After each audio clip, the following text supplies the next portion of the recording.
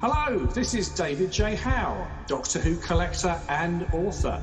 You're listening to the Doctor Who Collectors Podcast. Keep collecting. They all say, who is Doctor Who? Where is he from? What does he do? They wonder who is Doctor Who? So I ask you, who's Doctor Who? Welcome back to the Doctor Who Collectors Podcast, the podcast that explores the incredible world of Doctor Who collecting and all kinds of Doctor Who merchandise, and sometimes just Doctor Who, brought to you in part by Forbidden Planet and Bags Unlimited Incorporated. I am Larry Van Mersbergen, your host, and I've been collecting Doctor Who now for 42 years. Welcome to the 71st episode, celebrating our 60th anniversary of Doctor Who this month in November of 2023. Back in 1984, I opened one of the first Doctor Who stores in Chicago that exclusively served Doctor Who fans in 1984, called Bundles from Britain. And I never thought that anybody would remember it after it was sold off and became something else, and became something else after that, and finally landed at Alien Entertainment many, many years later. But we are mentioned in a wonderful book called Red, White, and Who, the story of Doctor Who in America, and we appear on page 384. You can find a link to buy this book directly on our website at drwhocollectors.com. We don't make a dime from it, and we don't want to make a dime from it. We want every collector to have a copy. We are part of the Direction Point Doctor Who Podcast Network. You can find some amazing Doctor Who podcasts at directionpoint.org. And if you are a podcaster, why aren't you on our network? You can join the ranks of people like Time Streams, Police Box and Junkyard, Doctor Who Target Book Club, Traveling the Vortex, and many, many more. So visit directionpoint.org for more information. Speaking of great links, two resources that I always include in our podcast here to keep track of your books and hopefully do some more research on Doctor Who collectibles. The first, of course, is the TARDIS library, at timelash.com. Free place you can collect, you can keep track of your books, and you can sign up for a free account there. Thank you, Mr. Dan O'Malley. You can keep track of your books, your vinyl, your Betamax tapes, and mostly the media, but sorry, no magazines. If you can't find something, or if you're wondering if Doctor Who actually made a Halloween costume or had chocolate candy, you can find out at Howe's Transcendental Toy Box. That's at drwhotoybox.co.uk. Of course, by Howe, we mean David J. Howe, great guy, great friend, and an amazing collector. I hope one day to visit his museum up in Dorchester. Amazing stuff. If you're trying to find Doctor Who items at great prices, then look no further than DoctorWhoStore.com. Of course, it's in the name. That is Alien Entertainment's site. For that, you could also visit their store locations in Lombard or Chicago. Online, you can select free pickup from the store. It really saves on that shipping cost. But check out the store. Lots of Doctor Who and other science fiction and collectibles that are there. It's just an amazing place to visit. Gene Smith is my good friend and the owner of the company. You can also find some great items at Forbidden Planet, one of our sponsors. Just visit our website at drwhocollectors.com, select the Doctor Who merchandise links, and you can shop there. We've got some great 60th anniversary merchandise there for sale. Don't forget our own eBay store. We sell a lot of items that are duplicates. I tend to buy Target books and other books in bulk. And what I do then is I then sell off the ones that I don't need, and they're usually in pretty good shape. I don't mess around with high prices. We try to keep them reasonable. So all proceeds, of course, benefit the podcast. Don't forget our good friends at Who North America. I just had an amazing convention at Oktoberfest. Actually, it's not a convention, it's a festival. I got to get that right. And that's what we talked about on our last episode, and it was amazing. Spending some one-on-one time with Sophie Aldred, I will never forget. We walked through the collecting room. We had a dedicated room for my collection, and it was really fun to just walk through it with Sophie and showing her, just this the stuff, and she said she remembered a lot of things, but I do remember showing her a Daypole play set with her action figure in it, and she didn't have one. And I was just like, wow, I'm so sorry. She just said she never bothered to get one, and they didn't automatically send those to the actors when they did it. I think today they might do that, but that back then they didn't. But she was so wonderful and one of the nicest people in Doctor Who. So there we go. But Keith and Janny, of course, very amazing. They opened their store the same year that I did at Bundles. So you can find them at www.whona, that's WHONA.com. And let's not forget our friends in London here. I recently called the Who shop. Now, well, not recently, but a little while ago now. Anyway, when I answered the phone there and I said, hi, this is Larry Van Mersbergen from the United States. The first response was, we love your podcast, and we love you at the Who Shop. Thank you so much. You can find a lot of great stuff at the Who Shop at thewhoshop.com. There we go. Of course, on our website at DoctorWhoCollectors.com, you can find not just our merchandise, but all of our podcasts are posted there. A lot of times those podcasts are taken down on Apple and other providers after a while. So if you want to hear the early episodes, you got to go to the website. You can download them at your leisure. Please let me know if you plan to use any content from them or you want to replay anything on your podcast. Just get my okay first. It's usually not a problem. We also have, of course, our guide to Doctor Who hardcover books. That is as complete a guide as we're trying to make as to what was available in the W.H. Allen, Alan Wingate, Longbow series of Doctor Who hardcovers that were 6x9, and some of the early ones had dust jackets, and some of them had the great Chris Achilleos artwork. Some has the wonderful Andrew Skilleter artwork. And they didn't do all the books in hardcover. They stopped the run in 1988, and they didn't quite get to all of them, but that's okay. They're a wonderful collectible. They're very hard to find, very sought after, and a very popular thing to collect in Doctor Who. So check us out. Chicago TARDIS 2023 is just around the corner as of this recording, and it's set for this Thanksgiving weekend. Join us for the 60th anniversary of Doctor Who for the best convention in the Midwest. This is my home convention right here in my backyard in Lombard, Illinois. And you can get some information at chicagotardis.com. The schedule is currently being worked on, so we'll see that soon. Here are the guests. The guest list has been finalized, and sadly, very sadly, no Fraser Hines this year, just because the man is an amazing actor. And I don't say that because he listens to the podcast, but we love you, Fraser. He's a good friend. He's got a work commitment and wants to be fresh for that work commitment, and we certainly respect that. We will miss you at the show, and we know that I'll see you. I know I'll see you again, my friend. So no worries there. But no Fraser Hines this year. If you had purchased an autograph or a photograph, you will get your money back. That has been processed by Alien Entertainment. They're great about that. But here are the guests. My dear friend Katie Manning will be there, and with if the stars align and I can figure out a time, we will have her on the podcast. Either we'll do it live or we'll do it on Zoom when she gets home. It doesn't matter, but she's committed to doing an interview with me, and it's long overdue. We've known each other for over 20 years, so there we go. We're going to have 3 doctors at this convention: Peter Davison, Colin Baker, and Sylvester McCoy. We've also got Lisa Bowerman, one of my favorite people. She not only plays Bernice Summerfield in the Big Finish Adventures, she was on the last classic Doctor Who episode, Survival, as one of the cats. So that's kind of cool too. So she has a big connection to the program. We've got Jonathan Carley. He plays the War Doctor for Big Finish. My good friends John Davey and Mickey Lewis, they both play Cybermen and other monsters. They're great people. You'll see Janet Fielding and Carol Ann Ford, the first companion, of course. Jason Haig-Ellery, the CEO of Big Finish. I can't wait to see him.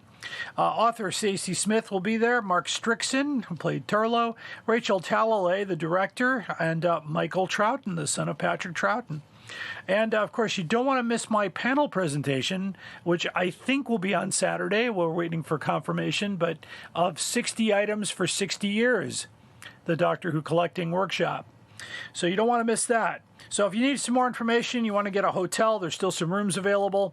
ChicagoTardis.com, and you can use the link on Chicago TARDIS to get that discounted hotel rate.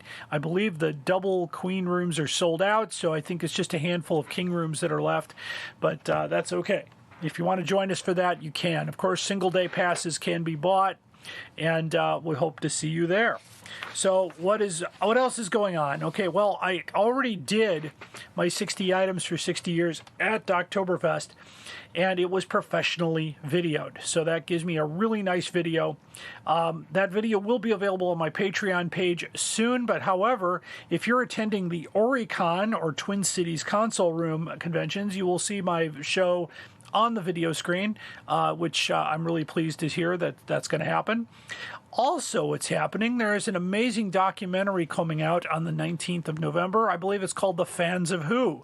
I was contacted several months back about being in the documentary, and of course, I am in the trailers. So you can find those trailers on YouTube. I've added them to the playlist at the Doctor Who Collectors Podcast YouTube channel, but you could find them pretty easily on YouTube. I have been working hard to ensure, of course, as I mentioned before about our hardcover list on the website, to ensure that we have the correct printings mentioned. I always hear rumors on social media about second or third printing hardcovers by W.H. Allen or Wingate, and I'm always on the lookout for concrete proof of their existence, i.e. photo of the cover, photo of the spine, and photo of the copyright page telling us what printing it actually is. As far as I know, the only third printing that I'm completely aware of is the Loch Ness Monster. Now we're not sure there was a second printing. Nobody's seen a second printing. So we might think that it went from first to third, possibly without a second in place, but not sure about that. So many of my collecting friends are checking their collections and looking at their information to see what they have so we can have a great list of things to do. So if you have any of these books, I'd like to talk to you. And of course, I love talking to collectors. It's my tagline. It's let's talk about your collection. So if you'd like to be on the show, you want to take over the microphone and tell me about your story, give me a detail here at drwhocollectorspodcast@gmail.com and we'll get you set up. On today's show, it's 60 items for 60 years. I will be talking about the showcase that I'll be doing at Chicago TARDIS and other places, which I have to do kind of quickly because to get through 60 items in 45 minutes, I have to go rapid fire usually. So I've also switched out an item for my show in Chicago TARDIS because of room in the box. So I thought it would be interesting to kind of change that up a bit. So there we go. I'm going to try to share my own stories about how I obtained each one and what I know about it. I didn't go into any in-depth research or anything, but just my joy of collecting. If you want to know where the best podcasts are in Doctor Who, you got to visit FeedSpot. I was ranked at 31. We seem to have disappeared from the list. We're going to find out what happened soon. We just sent an email to the list owner there. Maybe we missed our rental payment. I don't know. We'll find out. But thank you for your support. Speaking of support, of course, I want to thank our patrons. Anybody who supports us on our Patreon page deserves a shout out. And if you're not a subscriber to Patreon, you need to today. That's patreon.com/Doctor Who Collectors Podcast all together. If you'd like to see the exclusive video interviews that I do, that I record on Zoom, that I don't show on my YouTube channel. So, for instance, if you want to see the interview with Peter Purvis or with Sadie Miller or with Lauren Cornelius or with or any of the hardcover stories that actually show the books and the materials that I present in the podcast, you can see it there. So give us a try there, a $15 level or above, and you can always join and quit if you watch all the videos. I don't care. The support is needed to keep us on the virtual air. There we go. You can also support us at Podbean. That's where we are hosted, and you can support us there as well. Our theme song, of course, is Who's Doctor Who, composed by Barry Mason and Les Reen, performed by the great Fraser Hines. You can hear this podcast just about everywhere you get your podcasts, including Apple, Pandora, iHeartRadio, Podbean, and many others. You can also find this podcast podcast pretty close to home with your Direction Point Network podcasts at directionpoint.org. So give us a listen, share us with your friends. Thank you so much. After the break, of course, we will have our main story and the most outrageous offer. Stay tuned. Traveling the Vortex. Are you ready to embark on an epic journey through time and space? Join the thousands of Whovians around the world who've discovered Traveling the Vortex, the ultimate Doctor Who podcast for die-hard fans and curious newcomers alike. Every week, we dive deep into the Whoniverse, discussing the episodes, theories, and hidden gems. We dissect the Doctor's adventures, share behind-the-scenes stories, and explore the legacy of this iconic show. Traveling the Vortex brings fans together, fostering a global community of Whovians. Whether you're a fan of classic or new Who, there's something for everyone. Join us on this incredible journey as we unravel the mysteries of time and space. Don't miss out. Subscribe to Traveling the Vortex today on your favorite podcast platform. Traveling the Vortex. Your ticket to adventure awaits. Traveling the Vortex is a proud member of the Direction Point Podcast Network. You're listening to the Doctor Who Collectors Podcast. Keep collecting. Hi, I'm Juliet. And I'm Nathan. Experience Doctor Who from the very beginning through a classic fan's eyes. And through the eyes of a new Who fan. Reminisce and relive those classic moments with Nathan as he offers fun insight. Or experience them for the first time with Juliet as she dwells on social issues, history, fashion, and the size of a flashlight. We're the Time Streams podcast. Find us on Spotify, Stitcher, or Apple Podcasts. You're listening to the Doctor Who Collectors Podcast. Keep collecting.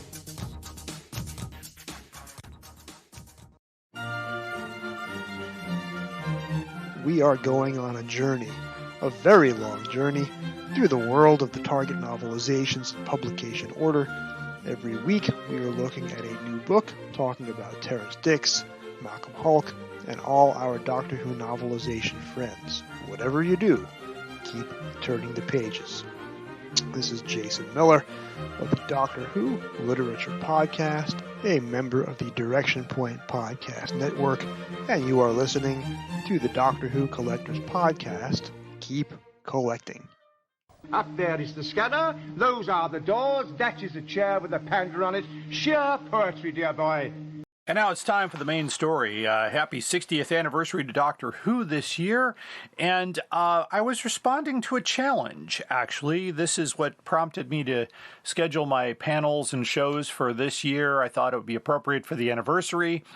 And to, just kind of showcase how Doctor Who merchandise evolved and changed and how related merchandise was important, not necessarily official products, because some years there were no official products, but there was something from each year of the series. And so the challenge was, do you have in your collection one item from each year of the series, 63 to the present day, something that you already own or have already ordered and it's en route? So I couldn't order anything new to fill any gaps. So I had to go through the entire collection, which took some time. And I did find one item from each year of the series. And so, of course, when I did my first presentation at Oktoberfest a few weeks ago, the question was, well, what did you find for 63? Because nothing came out. I said, well, not nothing. But you have to look hard and be, it's kind of like something I picked up because I look for the unusual and the strange and sometimes the unorthodox stuff related to Doctor Who. I decided that I have a very significant item from 63, so I'm going to do the 60 items through 60 years down the list here. If you want to see the items in question, you'll need to either come to my show, either at Chicago TARDIS, or at you can see it at Oricon in Portland, Oregon, or at the Console Room in Minneapolis. There'll be videos of that, or if you wait till December and join my Patreon, you can see the video on Patreon for a $20 subscription. That's going to be a higher tiered item. So there you go. But here are the items. So I'm going to start in 1963. In 1963, of course, the show started in November, so there was only 2 months of 63 where Doctor Who would be appropriate. I did pick up some years ago, a copy of the Radio Times from December of 1963, and there's really no articles in it, but the listing is important. The listing was for an episode, Doctor Who, The Survivors. And if you know that title, that's the first on-screen appearance of the Daleks. That's when it all started to happen. After that episode, millions of people tuned into the show to see the Daleks. So that is the first on-screen appearance of the Daleks, listing in Radio Times. So there you go. That's my 63 item. Of course, in 64, that's when things started happening, of course. I'm presenting the Dalek book by Souvenir Press. That is the first Doctor Who book ever published. That was co-written by, I believe, David Whittaker and Terry Nation. The history of the Daleks, the robot people, as they were called. And there you go. In 65, of course, Dalek Mania swept the, kind of like what Beatlemania did with their merchandise. It was kind of the same thing. Daleks and the Beatles were two very popular merchandise items in England. So I actually had two items for 65. I have a Dalek plate by Weatherby and Sons from 1965 and a Dalek pencil from the BBC with the display header as well, with the picture of the Dalek on it.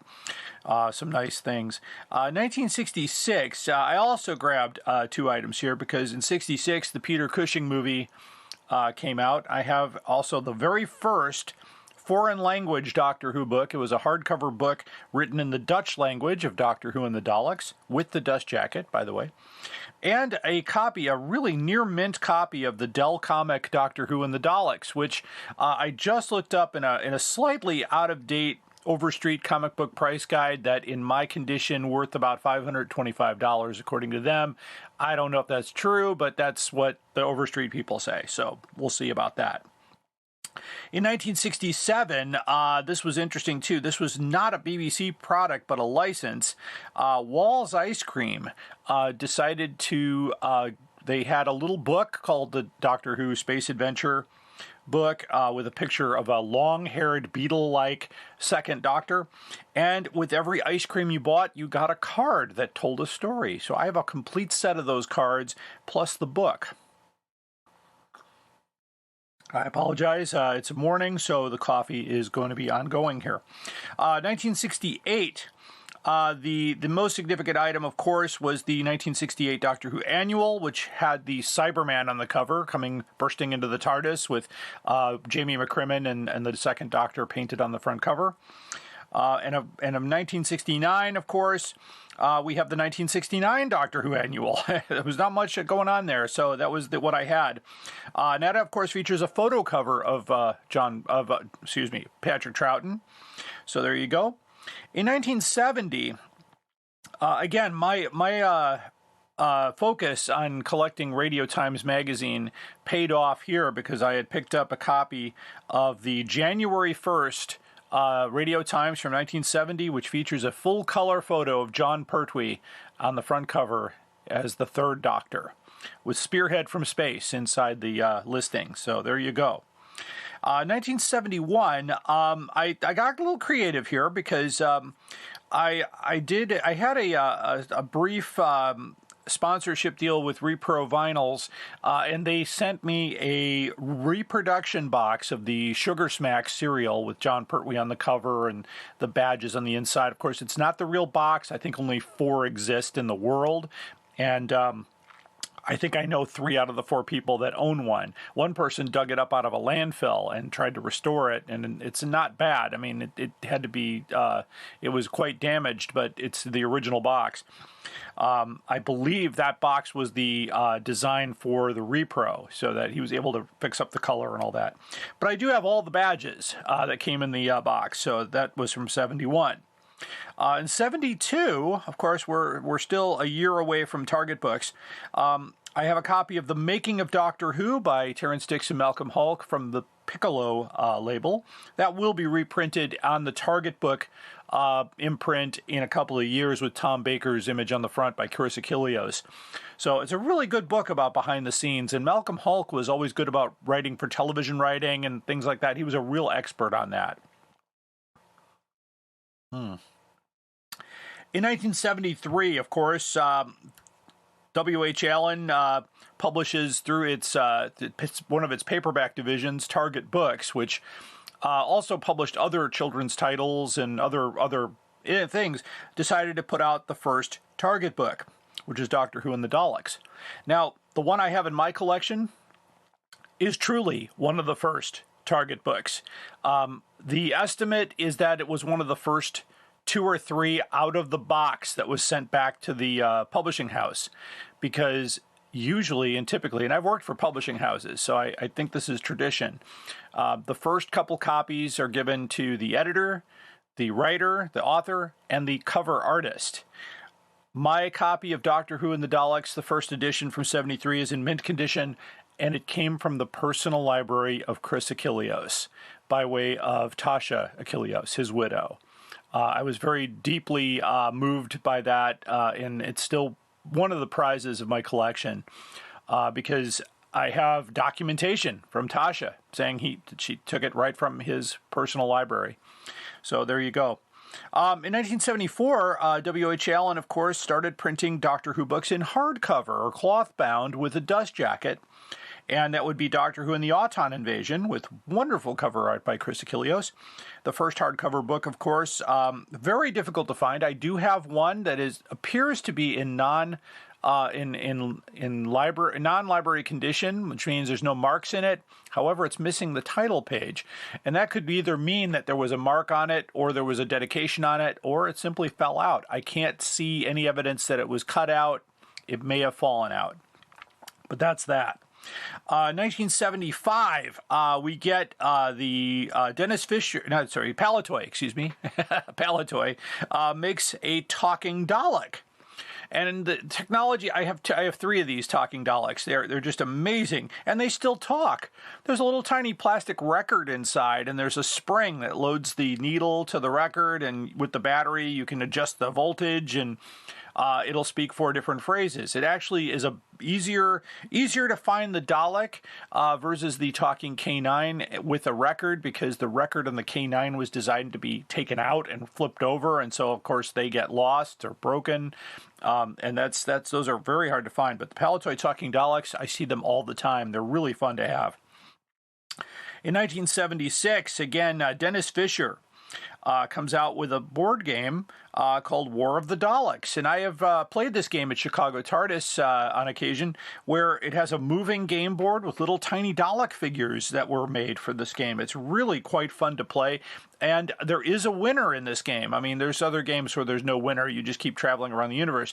But you actually do try to find the King Dalek, and if you do, you win, or you get exterminated, actually. If you you have a 1 in 4 chance of getting exterminated when you get to the middle, but if your piece is touched by a Dalek on the moving board, you're sent back to the start. Exterminate.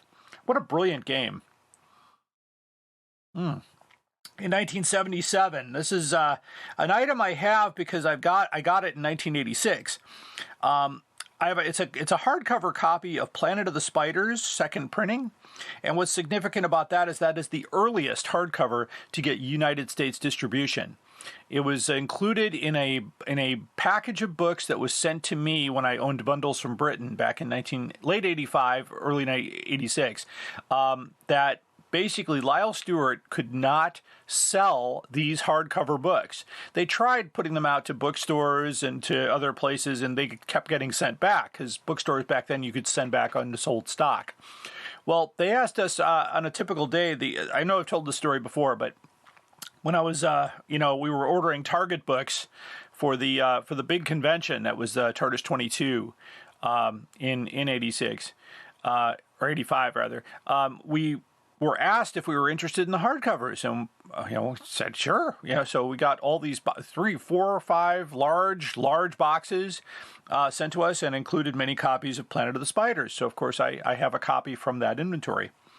1978, they came out with the Doctor Who press out book. I have a copy of that has nothing pressed out of it.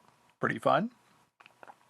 1979, big year for that. The very first Doctor Who magazine was published. That would be Doctor Who Weekly #1, featuring Tom Baker on the front cover and the free giveaway transfers. I do have a couple copies of that magazine. I believe they're well into the late 500s on this magazine now, so that's a very significant achievement there for Doctor Who. Marvel UK used to publish that. In 1980, I have a TARDIS tin bank with Tom Baker painted on the side. These were in my shop in the mid-'80s. They were imported to the United States through the Barbara Elder Corporation, but they were made and sold in the UK in 1980.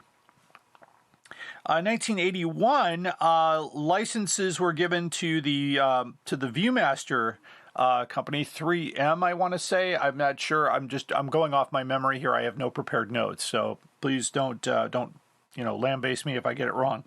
But they came out with a couple different items for that. There was a there was a gift set that included a box with the Viewmaster inside and the full circle circles in there, but those are very hard to find. And I guess there's two different printings of Full Circle in yellow and red on the sleeve. I'm pretty sure I have the yellow one, but I was told that was the more rare one, which is weird because in my shop I had a ton of those yellow ones. So maybe they got sent to the United States and they were rare in the UK. I don't know. I'm trying to get more information about that. But they came out with the Viewmaster, a 3D image. I usually take my my sample Viewmaster around and I pass it around the room and give people an opportunity to see it because it's really quite something. And that's how we entertained ourselves when we were kids.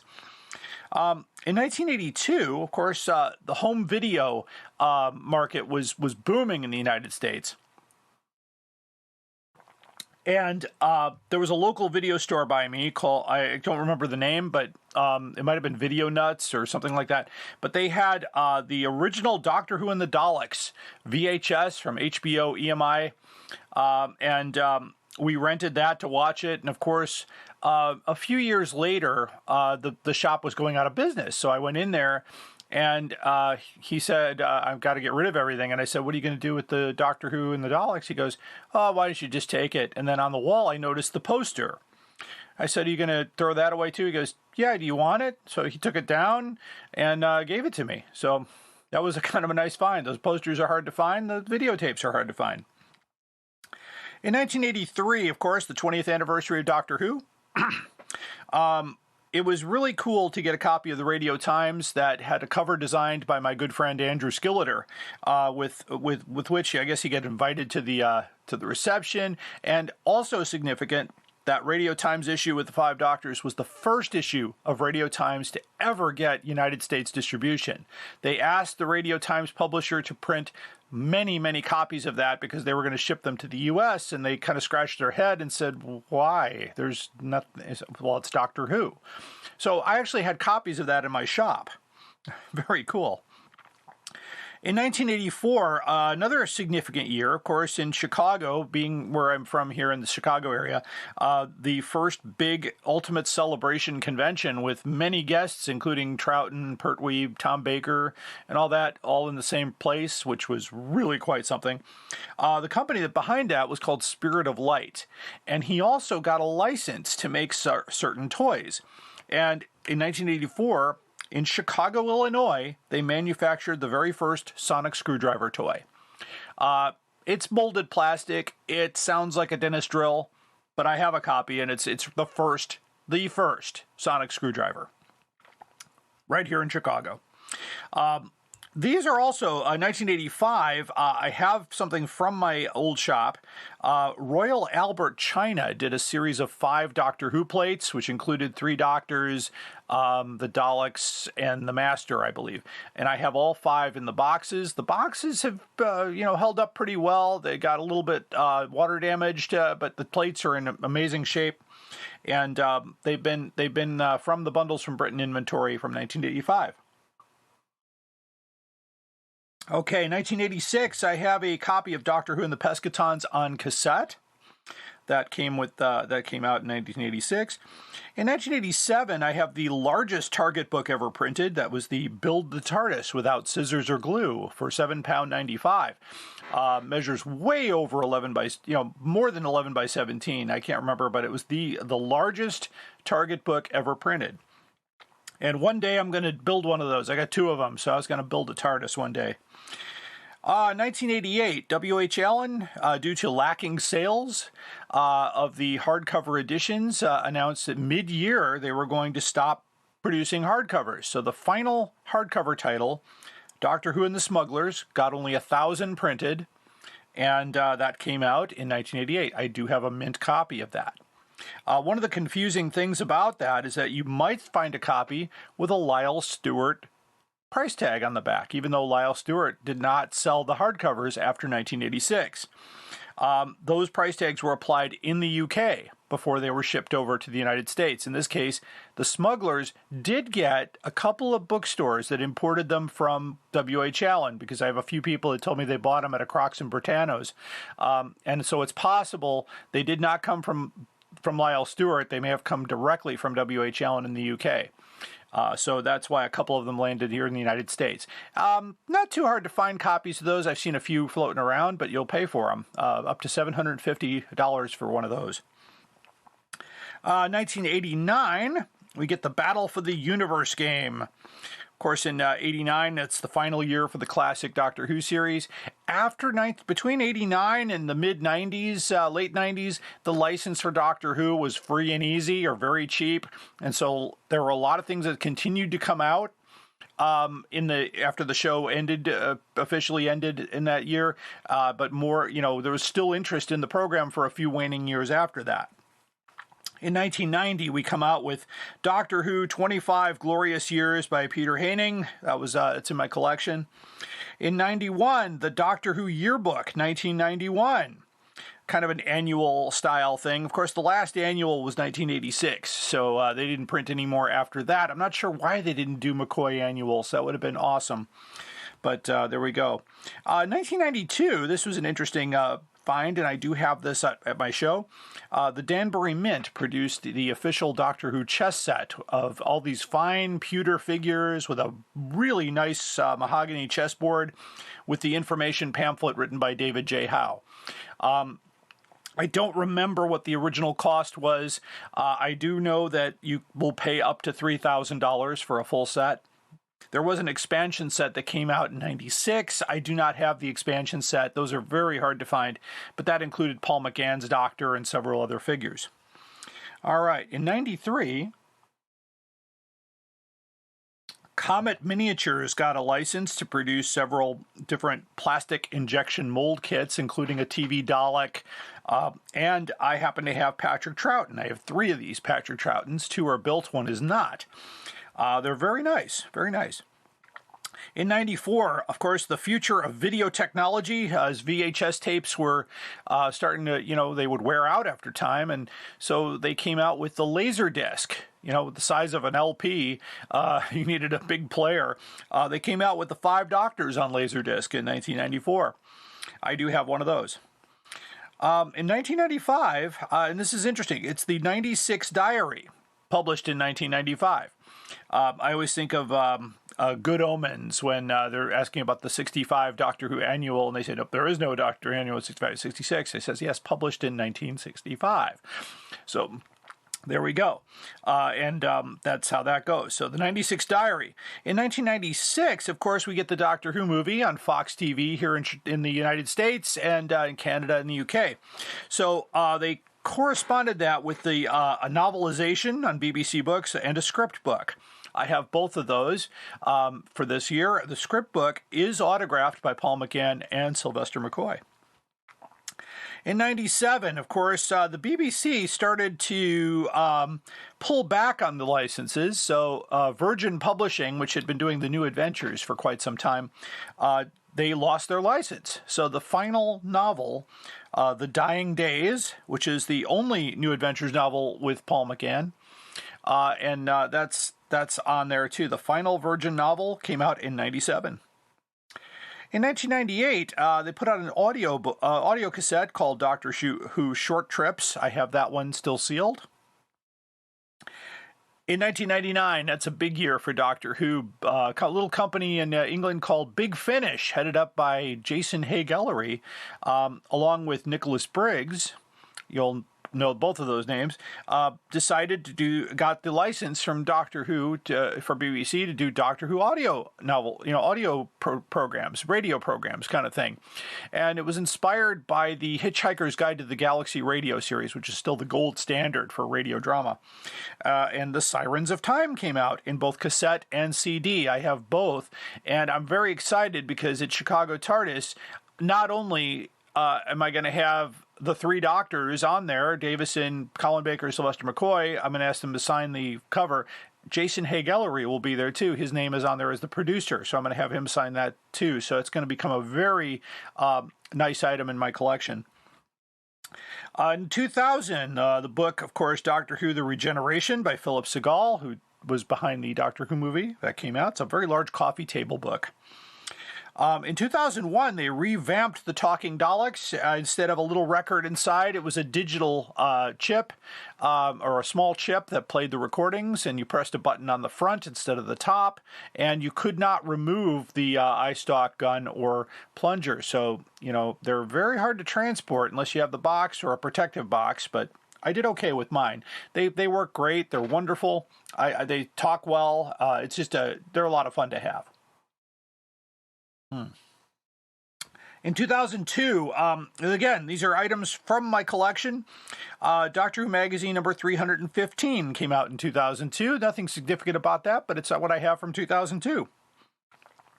In 2003, they commemorated the 40th anniversary of Doctor Who with a series of special covers for the Radio Times, featuring all the previous Doctors that were still living.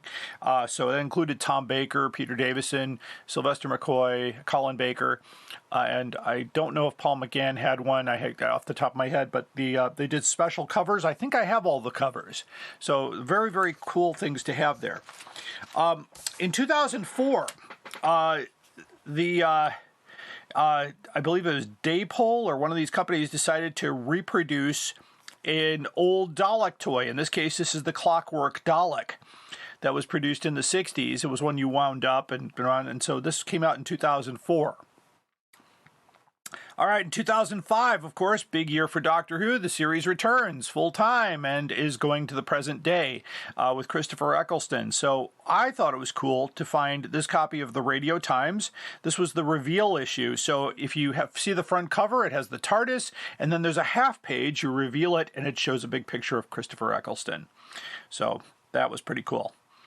2006, Studio Canal, of course, owned the rights to the Doctor Who Peter Cushing movies, and they came out with a series of radio-controlled Daleks, and these were pretty significantly sized Daleks. In fact, they take up half one of the boxes I travel in. I've got 4 of them total in my collection, and they're pretty tall. They're a little taller than 12 inches wide and about 8 inches deep, so they're very big. And they work, they talk and they move around, and all the movie Daleks have pre-recorded dialogue from the Dalek movies, which is pretty cool. You expect to pay about, Alien Entertainment has them for about $150, but I've seen them up to $300.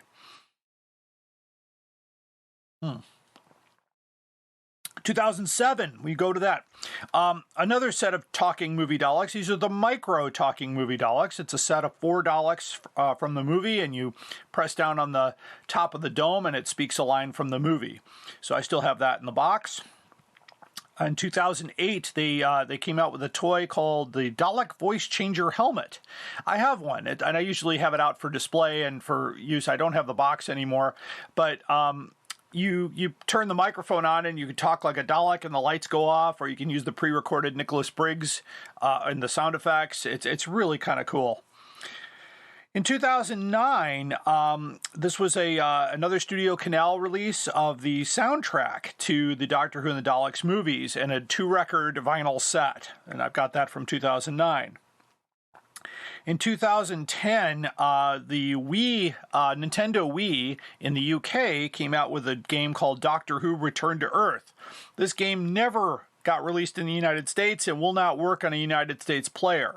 So I have a copy of that. In 2011, this was interesting. I have the complete set of Serpent Crest, which is an audio adventure featuring Tom Baker and Richard Franklin.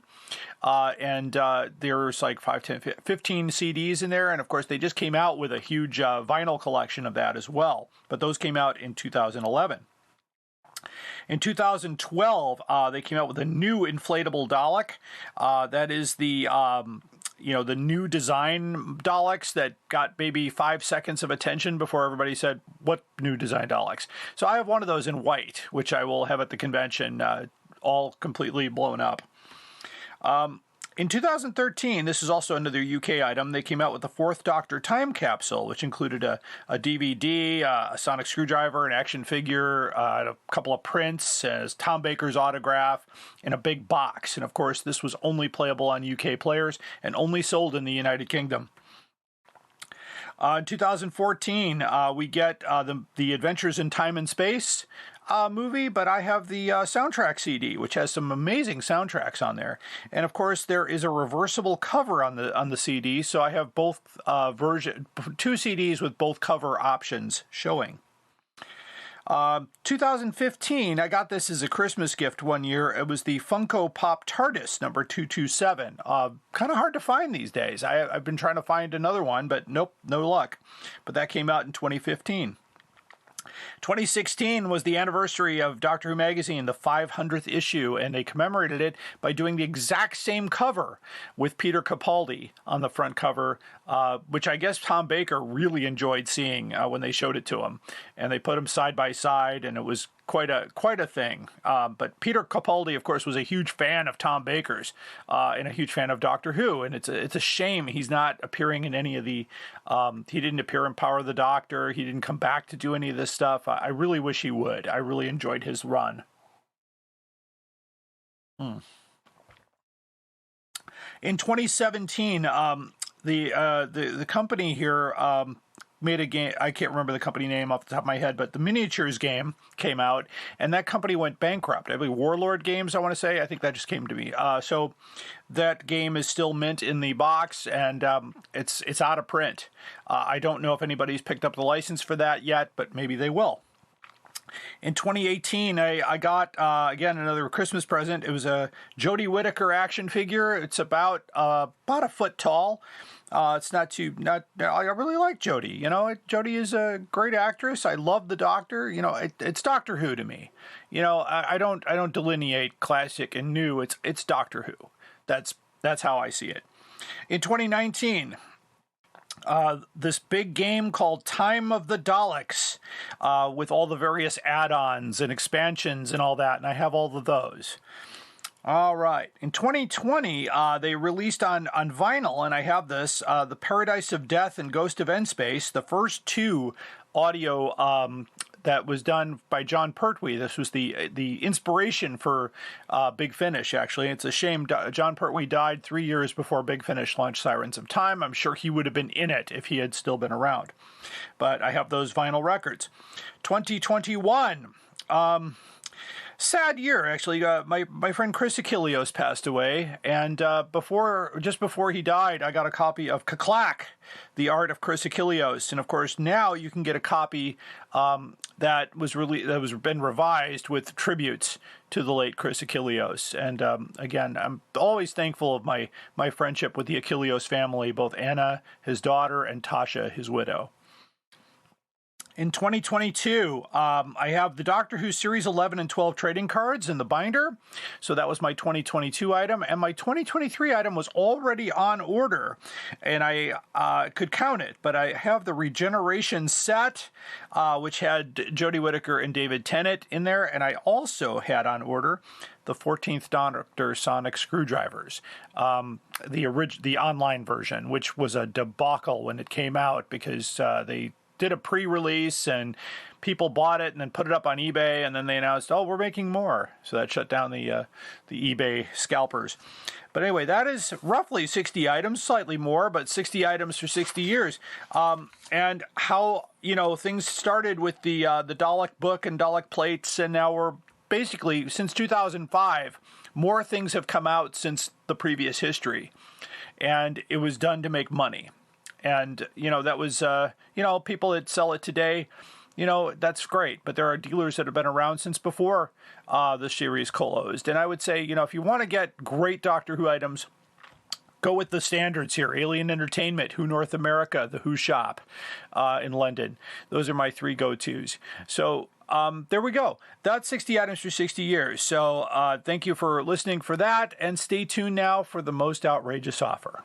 Hello, fellow time travelers, and welcome to the Doctor Who Target Book Club podcast, the only podcast to discuss, in story order, all the Doctor Who novelizations. My name is Tony Whitt, and every 2 weeks or so, I'm joined by a 2 to 3 person discussion panel, including our so-called expert who's been a Who fan since 1979. That would be me. We also get the views of intermediate, casual, and novice fans who either have never seen the show or who have never read these books until these podcasts, including Dalton Hughes and Alison Fitz-Seyfried. You can find us on iTunes, Stitcher, or wherever you find good podcasts, or even ones like ours. You're listening to the Doctor Who Collectors Podcast on the Direction Point Podcast Network. Keep collecting. Hi, I'm Rupert Booth. I am known as Paul Ferry. And my name is Barry Williams. Together, we host Time Ram. Time Ram's a cruel mistress. It's a random number generator. That also. We roll a number from 1 to 13, and that's our Doctor. Then 1 to 300 for the story, and then we ram them together. Even if it doesn't make sense. Cruel, I tell you. Time Ram. Putting the wrong Doctors in the wrong stories, so you don't have to. You're listening to the Doctor Who Collectors Podcast. You are invited on an adventure across all of time and space, in a completely random order. It's the Police Box in the Junkyard podcast. Jump in the TARDIS with your hosts, Eric Gulbranson, Asad Kheshki, and Matthew Kressel. Explore Doctor Who TV stories, audio adventures, and books, both novels and non-fiction. The Police Box in the Junkyard podcast. It's the entire Whoniverse on shuffle. The Police Box in the Junkyard podcast is a member of the Direction Point Network and is available about once a month wherever you find your podcasts. You are listening to the Doctor Who Collectors Podcast. Keep collecting. The Vervoids are probably the best dirty joke in Doctor Who. They're hermaphroditic plants. A lot of plants are. So there you go. It's based on science. No, they'll ship anything. There are probably 11 and handle shippers out there. You just have to drill a hole where his mouth is, and you're all set. He needs the room. I've seen it in pictures. I'm not saying you're not a fan. I'm saying you don't know what the fuck you're talking about. Doctor Who gives a a drunken Doctor Who podcast for the end times. In all my travellings throughout the universe, I have battled against evil, against power-mad conspirators. I should have stayed here. The oldest civilization. Decadent, degenerate, and rotten to the core. Power-mad conspirators, Daleks, Sontarans, Cybermen. They're still in the nursery compared to us. 10 million years of absolute power. That's what it takes to be really corrupt. And now it's time for the most outrageous offer. The most outrageous offer is an item or Doctor Who related item that appears to be priced way beyond what it should be or where it actually lies in the market. So today I have a hardcover book that's in good condition. It's not in new condition at all. It's from DSM Books in Liverpool, and it was found on abebooks.com. Abebooks.com has some wonderful Doctor Who books, so be sure to do that. So it's published by W.H. Allen, 1980. It's a hardcover edition, It's, let's see, the item is in good condition. There are school library stamps, worn boards, covers heavily scuffed and bumped, tanning to page edges, so not in good condition at all. They are shipping to the United States for $24.43, but they're asking for $1,620 for this book. I have to disagree, because Horns of Nimon not only got U.S. distribution and hundreds of copies have been floating around, you can get it for a lot less. In fact, on the same site, we can get the book This is a little bit closer to where it's supposed to be here. This is the bookseller here is the Alder Bookshop, which I've bought from. They're really, really wonderful. But they have a copy of this book. It is a first edition ex-library. They're a bit worn, well rubbed in places. Page blocks, edged, tanned, and slightly foxed. Appears the front end paper has been removed and half title stuck to the front face down. So the book neater and seems less, it's a little bit in better shape than the other one, according to this, tight binding. And they're asking for $226.49. It's a little bit more accurate. I do see this book come up for sale sometimes. I've had mine since 1986. It's in mint condition, but I could never imagine asking for $1,000 for the Horns of Nimon. That's a book that only has a Goodreads rating of 3 stars. And I'm not sure if the Target Book Club liked it or not. I don't remember. But anyway, when you're looking for hardcover books, be careful. If you're trying to fill gaps in your collection, don't pay over $1,000 for the Horns of Nimon. That's crazy. There was somebody out there not long ago who was trying to sell the Makra Terror for $500. Well, that had a lot of printing, and it was 3,500 copies that were printed. There was no shortage of those, and I've seen plenty of them about, so there's no reason to ask for so much money. So hardcover books are the most controversial Doctor Who collectibles because everybody thinks they're an expert. And I don't claim to be an expert. I just do my research. And I was the distributor of Doctor Who hardcover books back in the 80s. So I do know a little bit about it. It's okay. I don't mind. You can argue with me. You can do whatever you want. It's a free country. All right, so there we go. That takes care of the most outrageous offer. Look for screenshots of the page on my website. I will post links. Sometimes these links disappear because after the podcast, people write in and say, hey, I don't know, and they remove it or they lower the price or they think, oh, no, I put the decimal point in the wrong place. It's an auto post. Or in some cases, it's a seller that's selling another person's copy of the book for a higher price, and if you buy it, then they buy it from them, and then they sell it to you. It's really quite horrible when you think about that. Anyway, that wraps up the most outrageous offer, and that wraps up the Doctor Who Collectors Podcast for this 60th anniversary episode. There'll be more coming in this month, next month, when I talk to several people at Chicago TARDIS, and we will hopefully get Katie Manning on the program. Andrew Skilleter is scheduled to be on the program as well, and we've got a few more things in the works. So hopefully I'll see you all at Chicago TARDIS. As of this recording, that's in 2 weeks. And so please, I'll be in Dr. 5 cosplay for Friday and Saturday, so please say hello. I'm more than happy to talk. I don't have a lot going on on Friday. I'm doing photos all day, but Saturday is my light day. I just have one panel, I believe. Might have 2. It's possible, but not guaranteed. I might be doing a main stage interview this year. Let's hope so. I know people want to see me up there doing it, so hopefully they'll recognize that and put me up there. And then, of course, we've got Sunday. We'll be doing some gaming. We got Dodge the Daleks. We'll be playing that game in the Gaming Citadel. So we'll hopefully see you there. Until then, keep collecting.